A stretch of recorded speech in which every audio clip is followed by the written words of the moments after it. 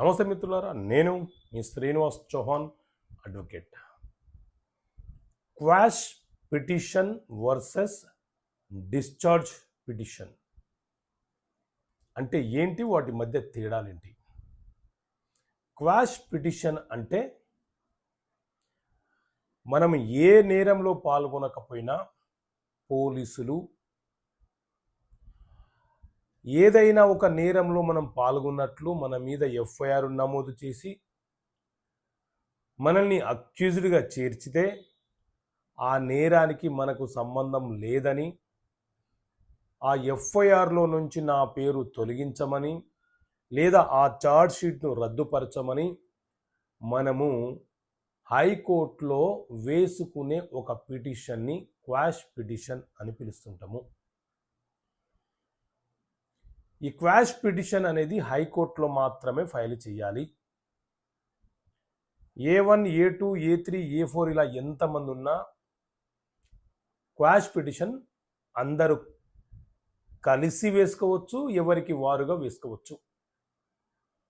కానీ హైకోర్టులో మాత్రమే ఫైల్ చేయాలి.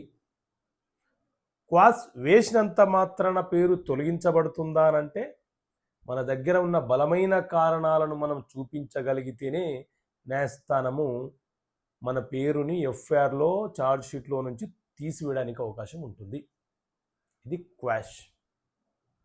డిశ్చార్జ్ పిటిషన్ అంటే ఏంటి అని అంటే, ఏ నేరంలో అయితే మన పేరు ఎఫ్ఐఆర్ నమోదు చేయబడిందో ఆ నేరము ఏ న్యాయస్థానంలో, ఏ మెజిస్ట్రేట్ కోర్టులో లేకపోతే ఏ సెషన్ కోర్టులో విచారణ జరుగుతుందో అక్కడ మనము ట్రయల్ కంటే ముందు ఒక డిశ్చార్జ్ పిటిషన్ వేసుకొని ఆ నేరానికి నాకు సంబంధం లేదు, నన్ను కావాలని ఉద్దేశపూర్వకంగా ఈ కేసులో ఇరికించారు, ఆ సమయంలో ఆ సందర్భంలో నేను ఎక్కడ ఉన్నానో దానికి గల ఆధారాలు ఇవి అని న్యాయస్థానానికి మనము చూపించగలిగితే, న్యాయస్థానము సాటిస్ఫై అవుతే మనము ఆ క్రిమినల్ కేసులో నుంచి బయటపడడానికి అవకాశం ఉంటుంది. ఇది డిశ్చార్జ్ పిటిషన్.